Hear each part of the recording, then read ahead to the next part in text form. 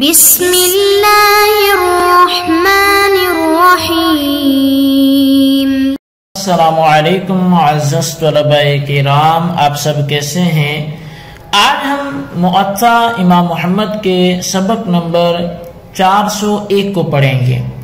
آج کے ہمارے سبق کا عنوان ہے کہ کس کو صدقہ دینا زیادہ ثواب کا کام ہے۔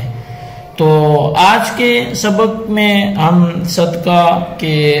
حوالے سے جو ضمناً گزشتہ باب کے تحت ہی یہ گفتگو کریں گے کہ سب سے زیادہ ثواب صدقے کا ان لوگوں کو دینے میں ہے جو کہ قریبی رشتہ دار ہوں۔ ایک تو صدقے کا ثواب بھی ملے گا اور دوسرا پھر صلہ رحمی کا ثواب بھی ملے گا،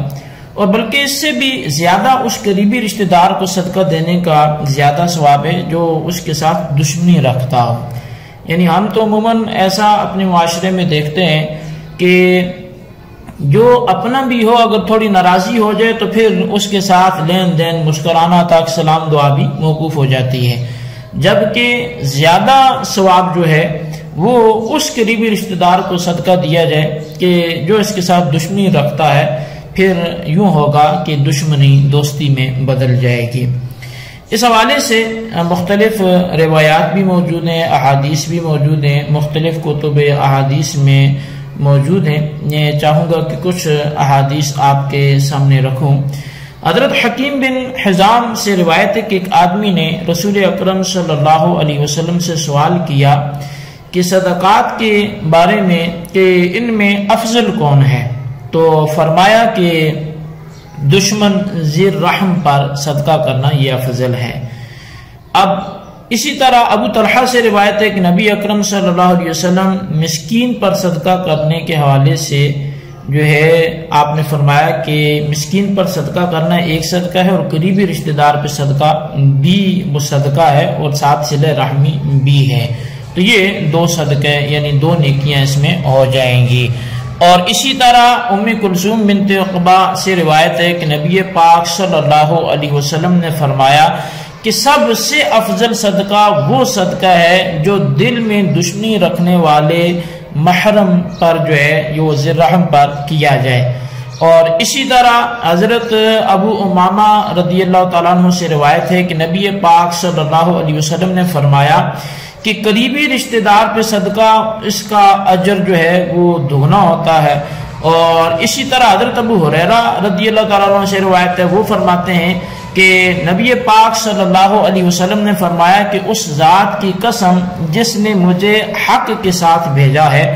اللہ تعالیٰ قیامت کے دن عذاب نہیں دے گا کس شخص کو؟ فرمایا اس آدمی کو کہ جس نے یتیم کے ساتھ صلہ رحمی کی اور نرمی کی، اس کے ساتھ سلام کلام میں اور اس کی یتیمی اور کمزوری پر رحم کیا، اور فرمایا کہ پڑوسی کے جو اللہ تعالیٰ نے مال و دولت دی ہے اس پر دست درازی نہ کی ہو۔ تو اس حوالے سے نبی علیہ السلام نے اس حدیث میں بھی فضیلت بیان فرمائی۔ اسی طرح مجمع الزوائد میں ہے، فرمایا کہ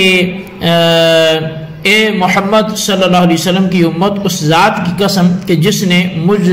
کو حق کے ساتھ بھیجا کہ اللہ تعالیٰ ایسے آدمی کا صدقہ قبول نہیں کرتا جس کے قریبی رشتہ دار محتاج ہوں اور وہ صدقہ ان کو چھوڑ کر غیروں کو دے۔ اس ذات کی قسم کہ جس کے قبضہ قدرت میں میری جان ہے، قیامت کے دن اس آدمی کی طرف اللہ تعالیٰ نظر کرم نہیں فرمائے گا۔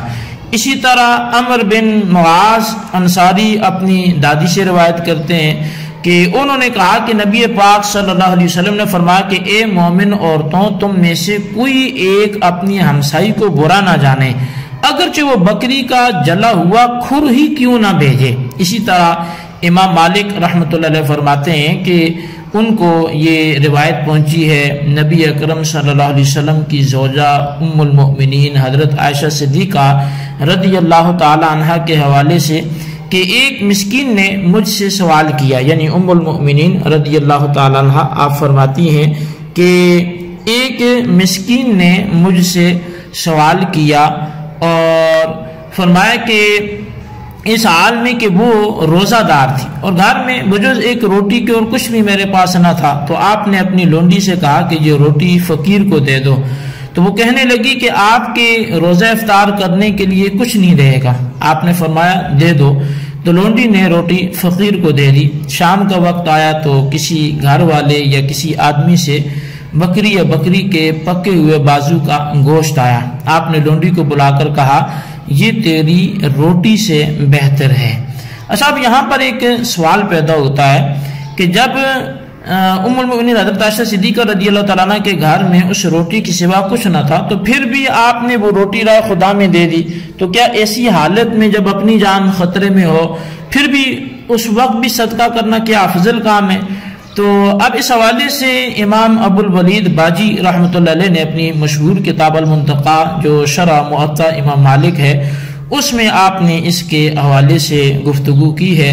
اور آپ نے فرمایا کہ ام المؤمنین حضرت عائشہ صدیقہ رضی اللہ تعالیٰ عنہ نے اپنی لونڈی کو حکم دیا کہ سائل کو روٹی دے دو، باوجود اس بات کے کہ ان کے پاس کوئی دوسری روٹی نہ تھی، حالانکہ آپ روزہ دار تھیں۔ تو آپ نے اپنے نفس پر قربانی کی اور اللہ تعالیٰ پر توکل کیا کہ شاید یہ تنگ دستی کا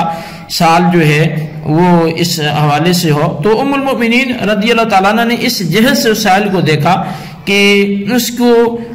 جو ہے وہ ان کو اس کی موت کا خطرہ معلوم ہوا، اور اپنے نفس میں صبر کی قوت کو محسوس کیا کہ شاید میں تو صبر کر لوں گی لیکن یہ شاید اپنی کمزوری کے باعث جان دے دے، تو اس کی جان کو بچانا جو ہے وہ ضروری ہے، تو آپ نے اس کو وہ روٹی صدقہ کر دی۔ تو خلاصہ یہ ہوا کہ سائل کو یہ دھوکہ ہوا ہے کہ مائی صاحبہ کو اپنی جان کا خطرہ تھا، یعنی جو معترض ہے وہ یہ سمجھ رہا ہے کہ شاید حضرت ام المؤمنین عائشہ صدیقہ رضی اللہ تعالیٰ عنہ کو اپنی جان کا خطرہ تھا، حالانکہ ایسے نہیں ہے بلکہ اس کا الٹ ہے کہ ام المؤمنین حضرت عائشہ صدیقہ رضی اللہ تعالیٰ عنہ نے اس مسکین کی تکلیف کو دیکھا، اس کی جان کا خطرہ محسوس کیا، لیکن اس کے مقابلے میں جب اپنے نفس کو دیکھا تو قوت محسوس کی، اور یہ محسوس کیا کہ میرے نفس میں صبر کی قوت موجود ہے، لہذا آپ نے روٹی کو صدقہ کر دیا۔ تو قانون شرعی کے مطابق حضرت ام المؤمنین عائشہ صدیقہ رضی اللہ تعالیٰ عنہ کو روٹی کا صدقہ کر دینا وہ واجب بھی تھا، کیونکہ حضرت عائشہ صدیقہ رضی اللہ تعالیٰ عنہ کو جب یہ اندازہ ہو گیا کہ اگر میں نے روٹی نہ کھائی تو صبر کر سکوں گی، لیکن اگر سائل نے روٹی نہ کھائی تو وہ صبر نہ کر سکے گا، لہٰذا آپ نے جو فیصلہ فرمایا وہ عالمانہ بھی تھا، فقیہانہ بھی تھا، اور تقوی اور پرہیزگاری سے لبریز بھی تھا۔ تو اللہ تعالیٰ کی آپ پر کروڑوں رحمتوں کا نزول ہو، اور ان کے صدقے ہمیں بھی اللہ تبارک و تعالیٰ جذبہ ایثار سے مشرف فرمائے، اور ہمیں بھی دوسروں پر جو ہے وہ ایثار کرتے رہنے کی توفیق نصیب فرمائے۔ اسی طرح موطا امام مالک کے اندر ایک حدیث پاک ہے کہ سعید بن یسار رضی اللہ تعالیٰ عنہ روایت کرتے ہیں نبی اکرم صلی اللہ علیہ وسلم نے فرمایا جو شخص حلال مال سے صدقہ دے تو اللہ تعالیٰ حلال طیب ہی کو قبول فرماتا ہے، تو وہ صدقے کو اللہ تعالیٰ کے ہاتھ پہ رکھتا ہے، اور اللہ تعالیٰ اس کی اس طرح سے پرورش کرتا ہے جیسے تم اپنے بچڑے یا اونٹ کے بچے کو پالتے ہو، یہاں تک وہ صدقہ پھر پہاڑ کے برابر ہو جاتا ہے۔ اب اس حدیث میں نبی پاک صلی اللہ علیہ وسلم نے اس صدقے کی فضیلت کو بیان کیا ہے جو حلال ہے، طیب ہے، کیونکہ جو صدقہ حلال نہیں ہے تو اللہ تعالیٰ اس کو قبول ہی نہیں فرماتا۔ اب رہی یہ بات کہ اگر کوئی آدمی حلال مال کا صدقہ نہیں کرتا بلکہ حرام مال کا صدقہ کرتا ہے تو اگرچہ اس کو صدقے کا ثواب نہیں ملتا لیکن اس صدقہ دینے میں وہ گناہگار ہے یا نہیں، تو اس حوالے سے کیا جواب ہوگا؟ تو جس طرح آج کل بعض لوگ سود لے کر آ جاتے ہیں اور یہ کہتے ہیں کہ ہم نے اس لیے وصول کیا کہ بینک میں چھوڑ دینے سے بہتر ہے کہ اس رقم کو مساکین پر تقسیم کر دیا جائے، تو اب دیکھنا یہ ہے کہ ان لوگوں کا سود کی رقم کو مسکینوں پر تقسیم کرنے سے ان کو ثواب ملے گا یا نہیں ملے گا۔ تو حضرت ابو الولید باجی رحمۃ اللہ علیہ شرح موطا امام مالک میں آپ لکھتے ہیں کہ نبی پاک صلی اللہ علیہ وسلم کا فرمان ہے کہ حلال صدقہ کو اللہ تعالیٰ قبول کرتا ہے، تو اس سے یہ نکلتا ہے کہ جس نے حرام مال کا صدقہ کیا تو اس کو صدقہ دینے پر اجر نہیں ملے گا بلکہ وہ گناہگار ہوگا کیونکہ اس نے اس کو نہیں دیا جو اس کا مستحق تھا۔ اور فقیر کا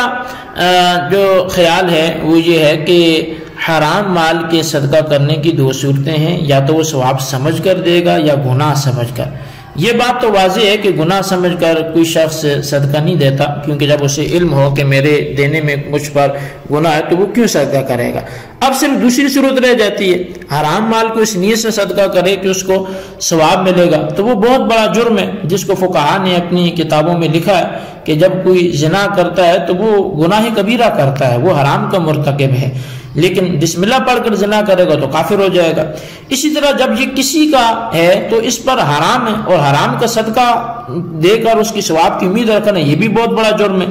اس لیے اس صورت میں گناہگار ہوگا، جیسا کہ ابو الولید باجی رحمۃ اللہ علیہ نے فرما دیا کہ بلکہ وہ اس میں گناہگار ہوگا، تو کہ اس نے کسی کا مال پکڑا اور اس کو پھر دوسری کو پکڑا دیا۔ تو بہرحال اس میں اسے یہ کرنا چاہیے کہ وہ نہ ثواب سمجھ کر دے، اور وہ بس یہ ہے کہ بغیر نیت ثواب کے فقراء میں اس کو بانٹ دے۔ تو یہ ہمارا آج کا سبق تھا، اس کو آپ اچھی طرح سمجھیں، اس کے خلاصے کو اپنے رجسٹر پر ضرور لکھیں۔ اللہ تبارک و تعالیٰ سے دعا کرتے ہیں جو ہم نے پڑھا سنا اسے یاد رکھنے کی توفیق نصیب فرمائے، آمین بجاہ النبی الامین صلی اللہ علیہ وسلم۔